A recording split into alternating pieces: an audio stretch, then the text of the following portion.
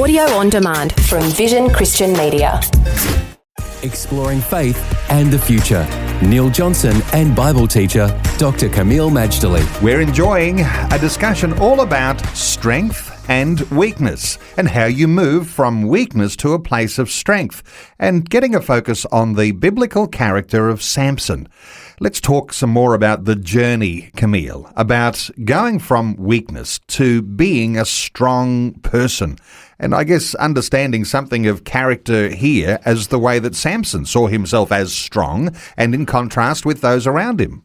Well, yes, we're going to learn about how to be strong using Samson as the template, but we get insight about his strength by him telling Delilah how to become weak, or for him to become weak. Remember, he's in the wrong relationship to begin with Delilah. She's the wrong person, wrong time, wrong everything. And, of course, she's very devious, too. She plotted against Samson by taking 1,100 pieces of silver and agreed to probe him until he revealed the secret of his great strength. I want to read to you from Judges 16 and verse 17, where he tells the secret of his strength.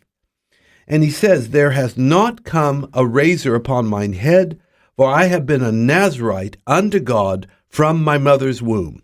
If I be shaven, then my strength will go from me, and I shall become weak and be like any other man." The strength of Samson was not in his long hair.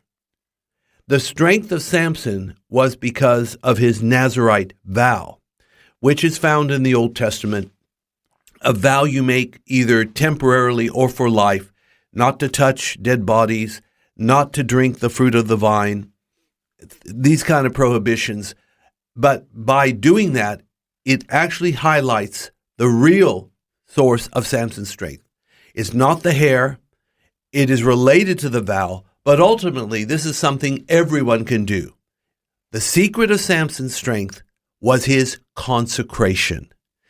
This is a nice Bible word, Neil, but consecration is to give yourself to God for God's purposes. You are actually surrendering to God.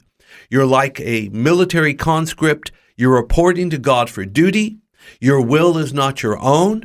Your destiny is not your own. You're now in the master's hands. He's the commander-in-chief, and you go and do what he wants. This is consecration, which biblically defined is to declare sacred, to dedicate formally to a spiritual or divine purpose. Is this something, Kameel, that we all ought to be concerned about today? Because, of course, we don't take Nazarite vows, typically here in our Australian society. And this word consecration doesn't often come up in conversations, either at church or probably even amongst friends as well. How do you manoeuvre your own thoughts to be a person who has a life that is consecrated to God so that we might experience the same level of strength that you're talking about? Consecration is the source of strength, because what it does is, like the great hymn, I surrender all.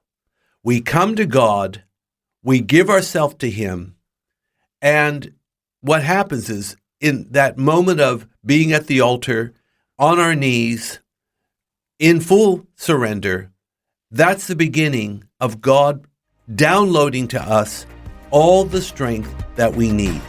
This is a theme we really need to flesh out, Neil, but the secret of strength begins by giving yourself to God.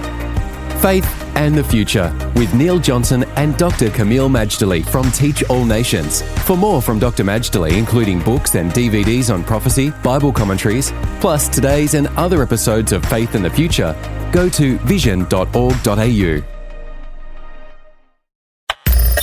Thanks for taking time to listen to this audio on demand from Vision Christian Media. To find out more about us, go to vision.org.au.